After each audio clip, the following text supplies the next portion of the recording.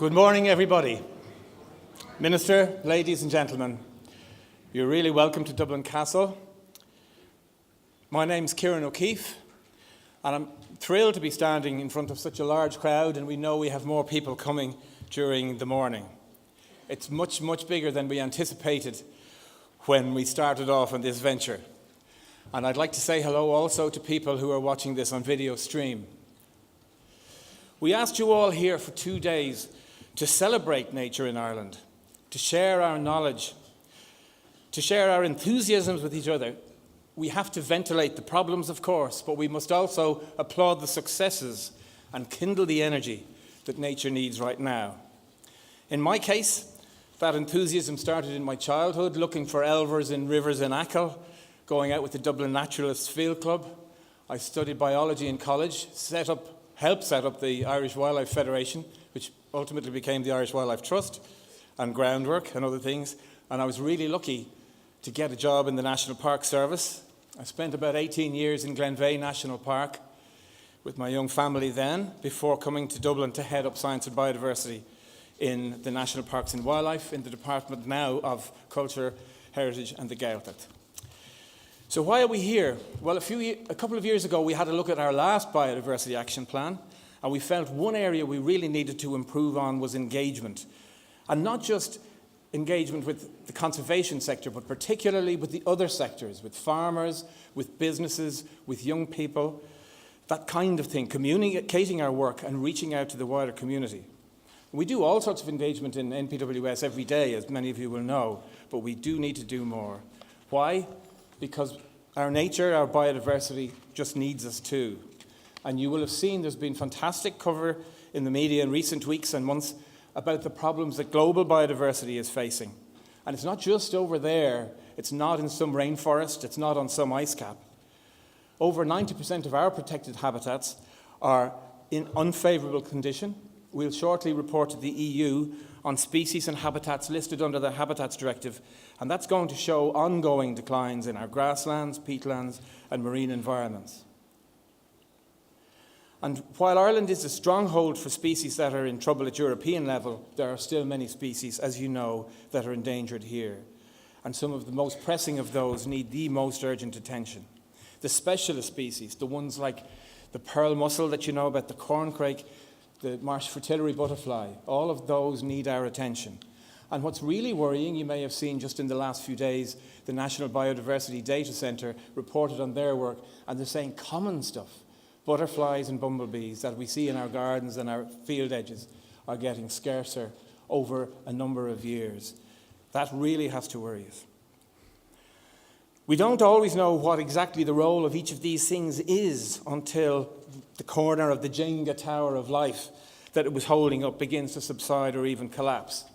And I say the word collapse, that implies that there's sort of a crash bang and a big visible effect. But of course, very often it's not like that. It's just an insidious loss, week on week or month by month, until suddenly we realize things are in real, real trouble. And we don't often notice those changes as we look around our landscape. We often look around and say, things look fine. They really do. But this is the point. The scientific evidence, that long-term monitoring, is starting to show that there are details that we mightn't spot. And it makes plain our need to address biodiversity in our lives, not our children's lives, not our grandchildren's, in our lives. You and me and the people beside you, we all have to do this. And if you just look around the room, we are the team. We're allies, we have to work together. It's really important for the department that I work for, because we're tasked with securing the conservation of these ecosystems and the populations of species. We're tasked with implementing national law, EU law, and we've signed up to conventions globally as well, where we've made promises. But the state doesn't own nature, the citizens do.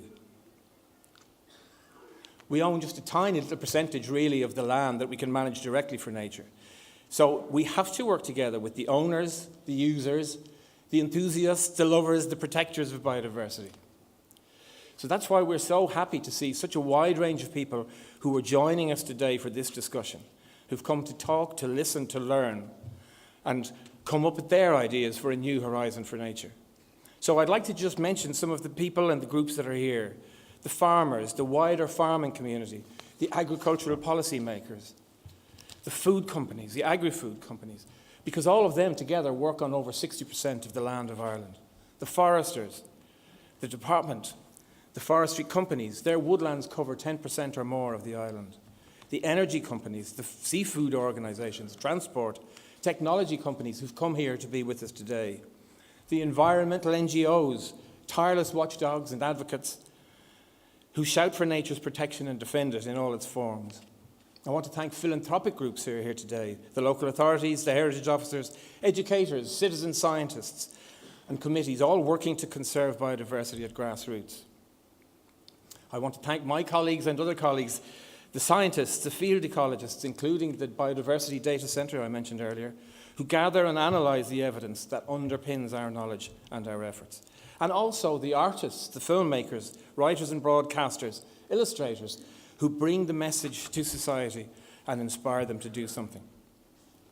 And I want to thank my own colleagues in NPWS, the staff around the country in the national parks, the rangers, and then the policy teams and the admin people in Dublin who turn up and do their best to work for the biodiversity here. And I also particularly want to mention the Irish Forum for Natural Capital, whose support has taken this conference to a new level, to a new engagement, and really help us make contact with the private sector, which is so important. So we're here today to listen, to learn, to share, to discuss, and talk about solutions for nature that will divert the trends that we've been talking about. I hope you are too. We need to better understand it. We need dialogue. And I just want to say that the foundation for dialogue is respect.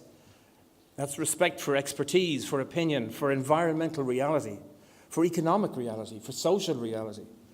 Respect for one another as people doing our jobs and all doing our best. So I respect that farmers know their land and how to farm it.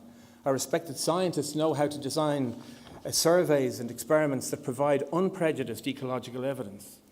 I respect that the advocates in the NGOs will give me a hard time.